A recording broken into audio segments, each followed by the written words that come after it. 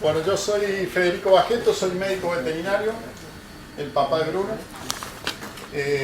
y aparte soy productor agropecuario desde toda la vida, digamos, mi padre ya era productor agropecuario y yo también fui más productor que médico veterinario, digamos, es como que fui ejerciendo la profesión a la vez que era productor, así que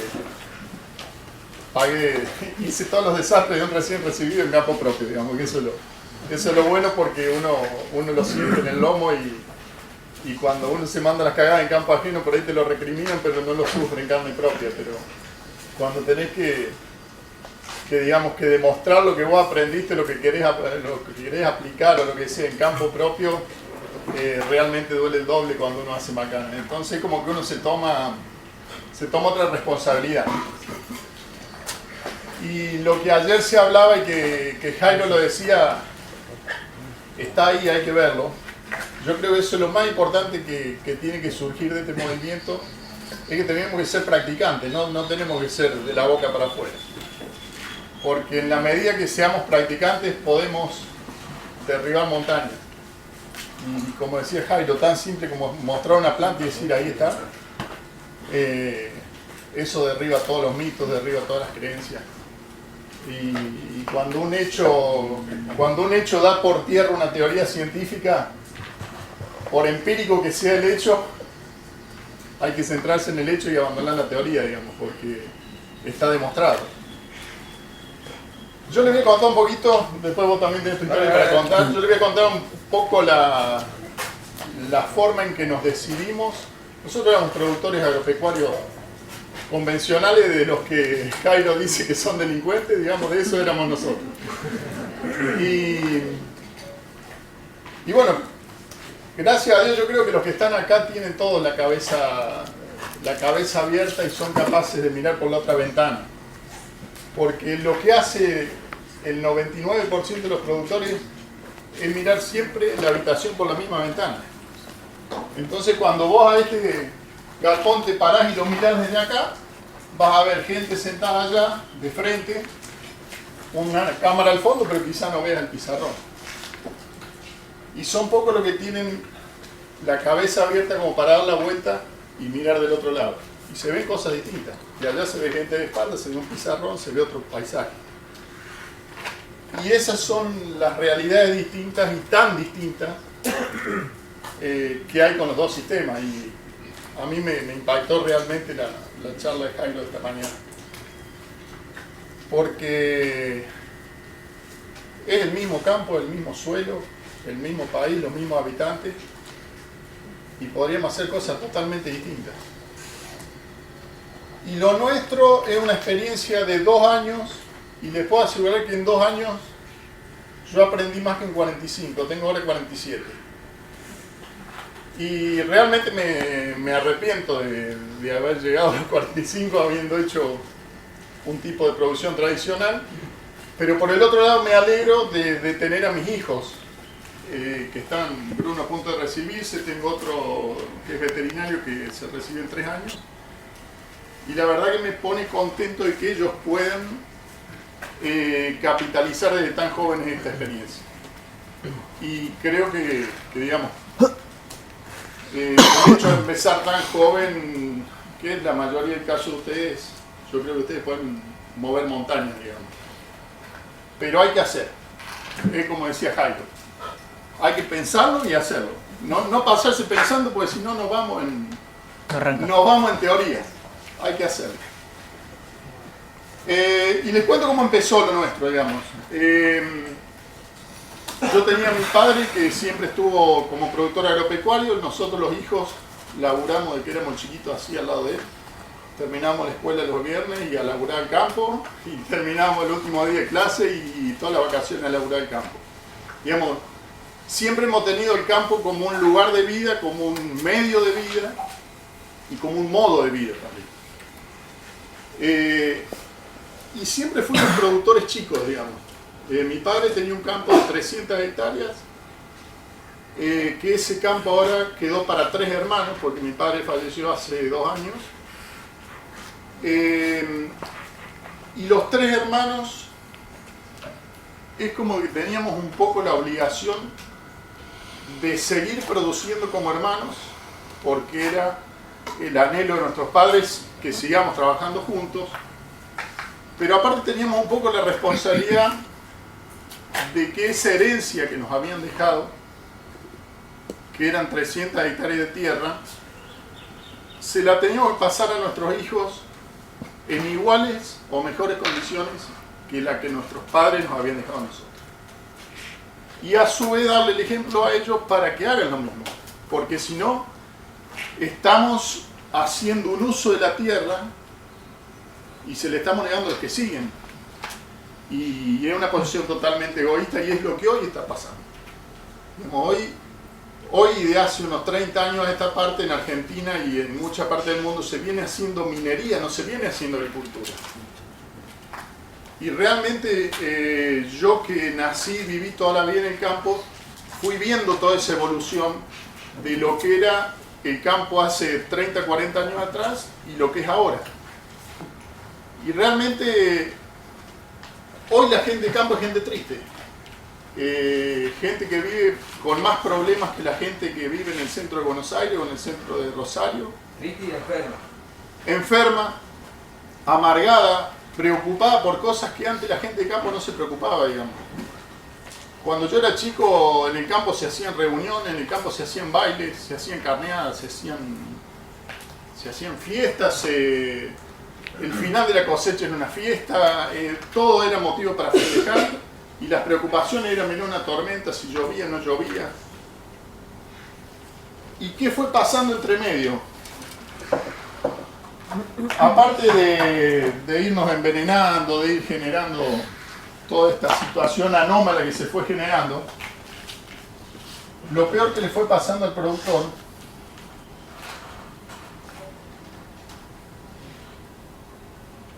yo no soy muy bueno dibujando, pero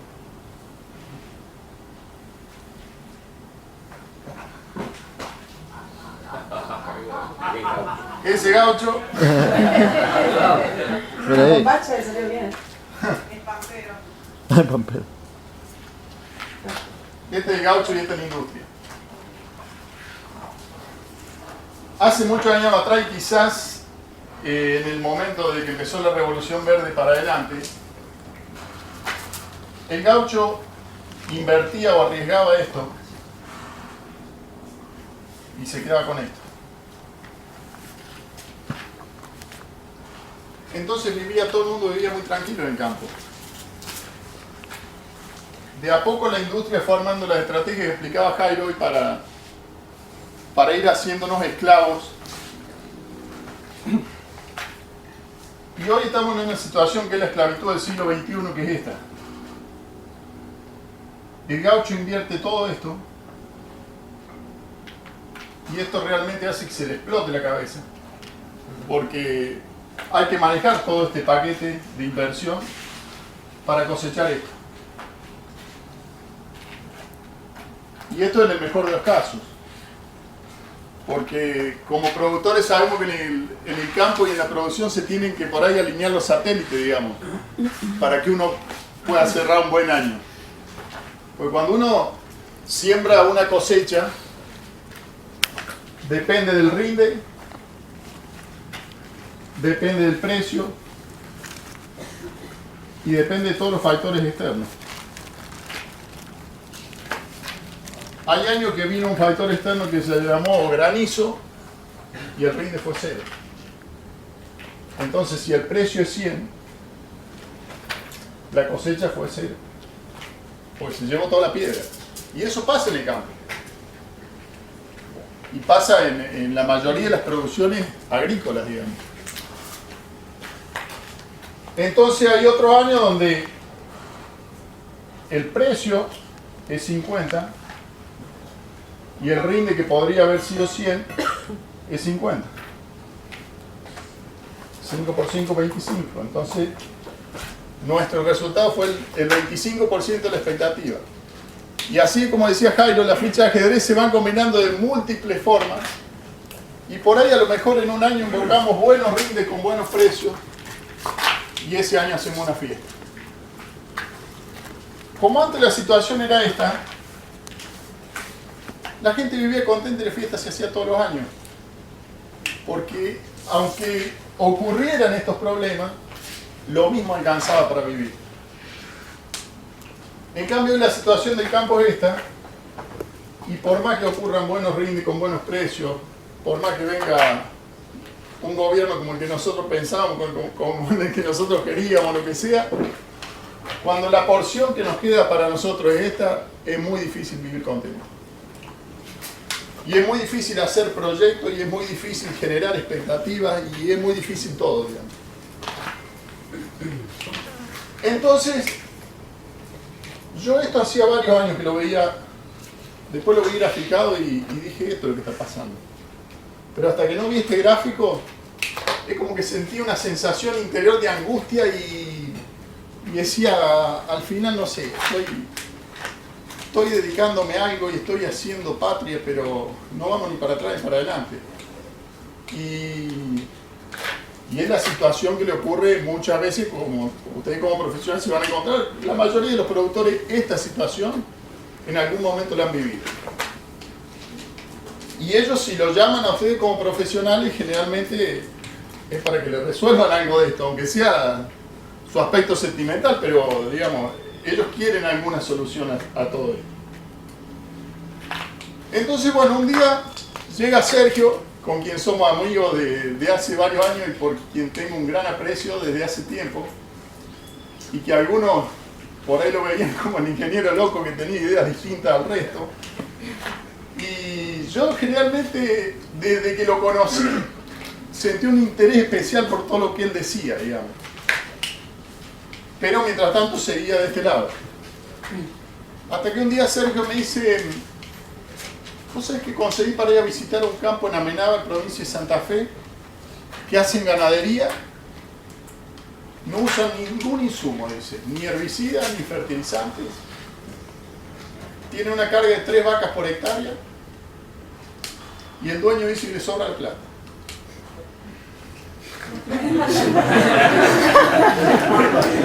Pásame la receta. Digo, ahí estará el Mesías, digo yo, vamos. Yo me iba de vacaciones justo el día después que Sergio me dice que la visita era el domingo de la otra semana. Yo hacía 2 años que no salía de vacaciones. Le tuve que explicar a mi señora que nos íbamos a volver un día antes porque quería ir a ver ese campo que Sergio me había dicho. Así que bueno, volvimos, viajamos de noche y todo para llegar al otro día de la mañana salimos. Y fuimos a visitar a un productor que estaba haciendo pastoreo racional guaseño en un campo de 200 hectáreas desde hacía 20 años. Yo esperaba encontrarme en el campo este gaucho. Cuando llego me encontré con un hippie.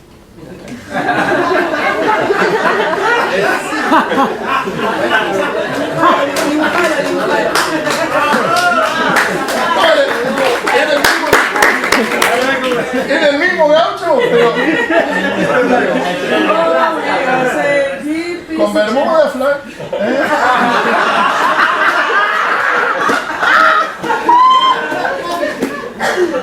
Así era, bien rulú. Pero contento. ¿Usaba sombrero? No, así los pelos. ¿De qué campo es ese? Ese se llama El Verdadero Paraíso, está en Amenábar, en provincia de Santa Fe.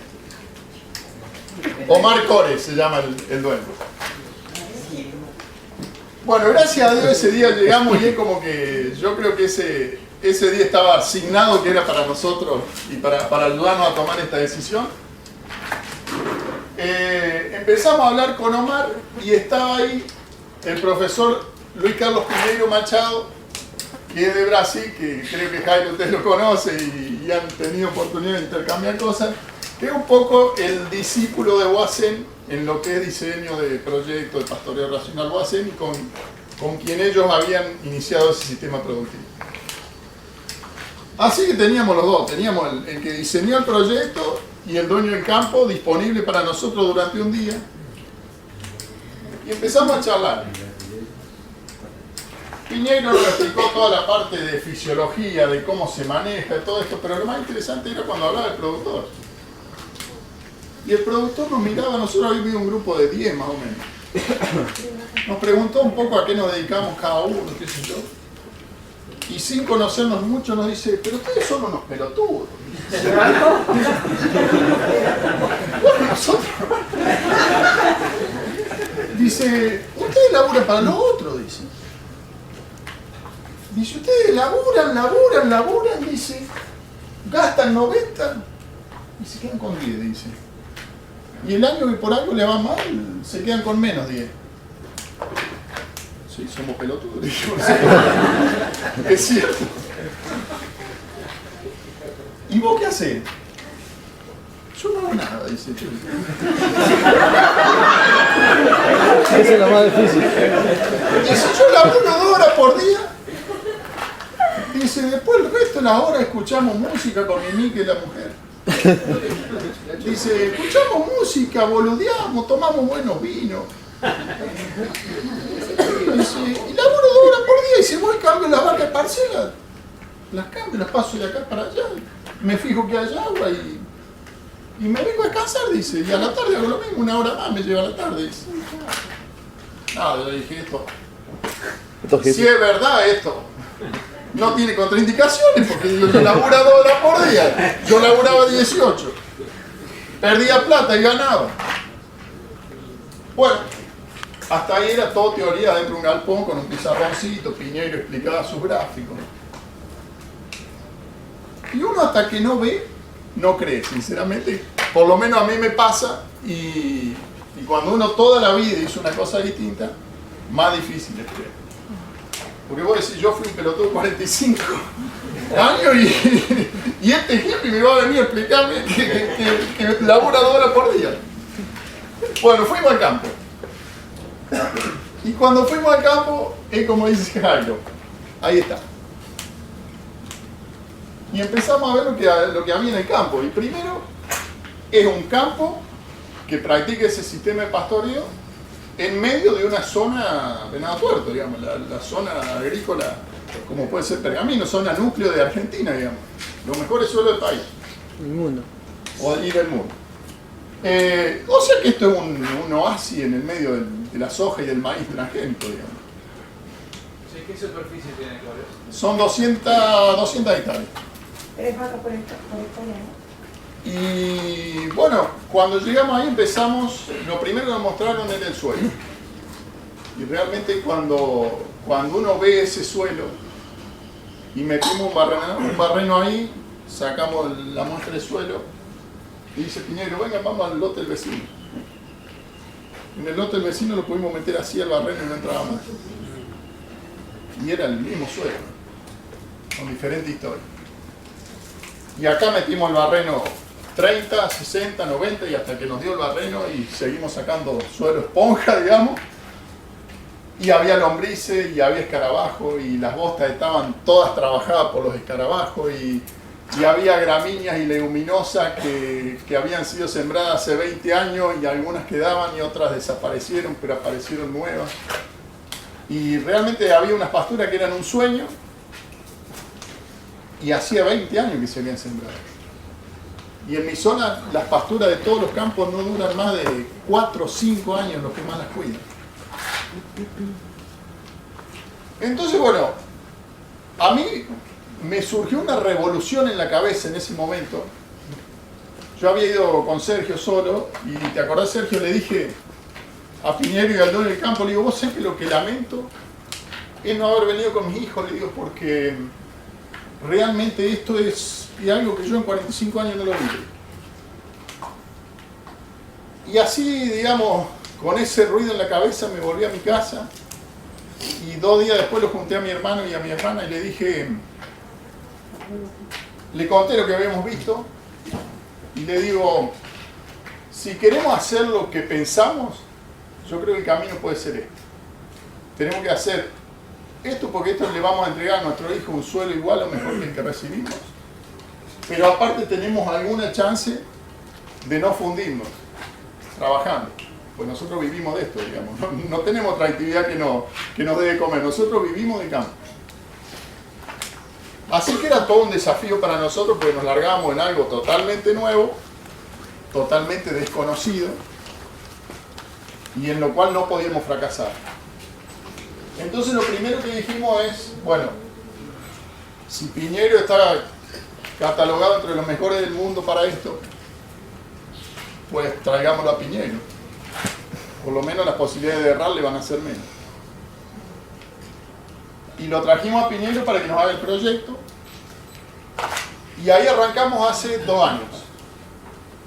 Y les puedo asegurar que en 2 años, a esta parte, que 2 años en un campo no es nada, porque entre que implantamos la pastura, empezamos a poner el sistema en marcha, laburamos como monos 2 años poniendo caños, metiendo alambres eléctricos, haciendo todas las subdivisiones, invirtiendo la poca plata que teníamos en vacas, y ahí arrancamos hace 2 años, y en 2 años no han sido más que satisfacciones.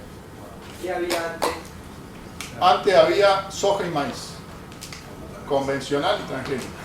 Éramos los malos, digamos. ¿Cuántos años de agricultura llevaban? Y por lo menos 12. ¿Cuánto hace que no había, o que no había ganado ahí? Ganado hacía más o menos 10 años, porque antes esos campos tenían tambos. Un tambo había particularmente. ¿Y hay ganado alrededor? Alrededor prácticamente no queda ganadería. Esto es sur de Córdoba. Adelia María se llama el pueblo, está de Río Cuarto al sur, como para ubicarlo más o menos geográficamente. ¿Y qué sembraron? Sembramos una pastura consociada de alfalfa, trébol blanco, cebadilla, pastorillo y rairás y festuca. Esa pastura la implantamos sobre maíces y sojas cosechadas. No se puso ningún herbicida, no se puso ningún fertilizante, se implantó arriba. Después de cosechar íbamos atrás con la sembradora. Arrancaron esas pasturas bastante enclenques porque la fecha de siembra no era la ideal, era, digamos, una pastura, lo ideal es implantarla ahora en marzo.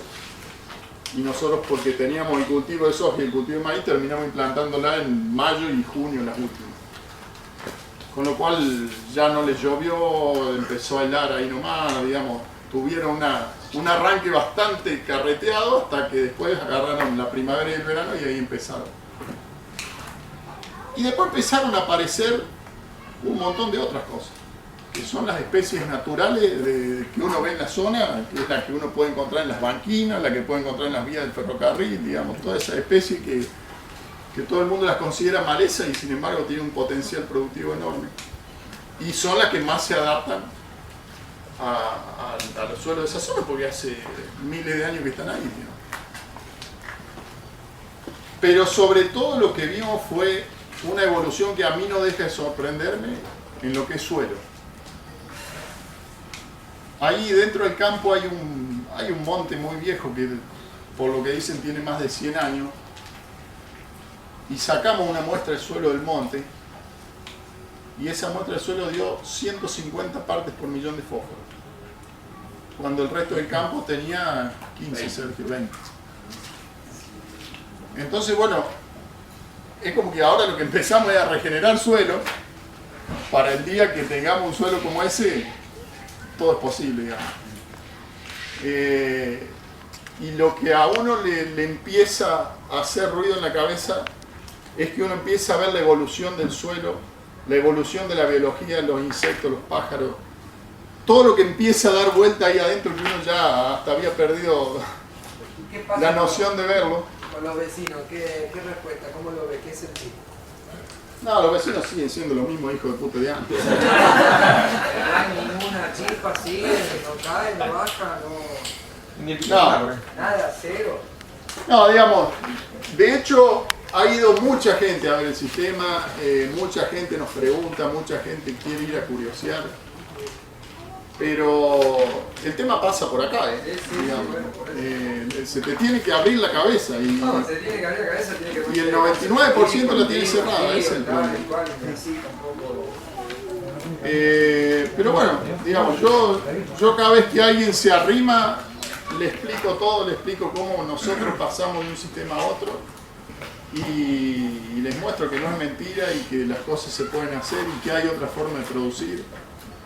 Y hay quienes te miran como un loco y hay quienes se inquietan como me inquieté yo en aquel momento y yo creo que digamos, esa es la función multiplicadora que tenemos todos los que estamos acá. Y esa carne es bastante más buena que cualquier otra carne, lógico. Hay que probar. Hay que probarla, pero realmente la carne, nosotros carneamos animales de ahí y comemos animales de ahí y es otro sabor, pero aparte lo que decía Jairo, si vos tenés una hidroponía o tenés una lechuga de las que vende Jairo, no es lo mismo nutricionalmente. Sí, sí. Porque están generadas a partir de un sustrato, un suelo distinto. Y en la carne debería ser exactamente lo mismo. Profesor, usted opine, pero una vaca nutrida a partir de un pasto que tiene un suelo biológicamente equilibrado, qué sé yo, debería tener incorporado todos esos nutrientes. No, eso está claro, pero esa carne se vende igual que cualquier otra carne, entra en el mismo lote que... Nosotros hasta ahora la estamos vendiendo igual. Digamos, ni tenemos certificación de ecológico. Nosotros además de vacas, tenemos 1000 ovejas bajo ese sistema. Y la idea es empezar a hacer un poco más de marketing con el cordero, con la venta del cordero, digamos.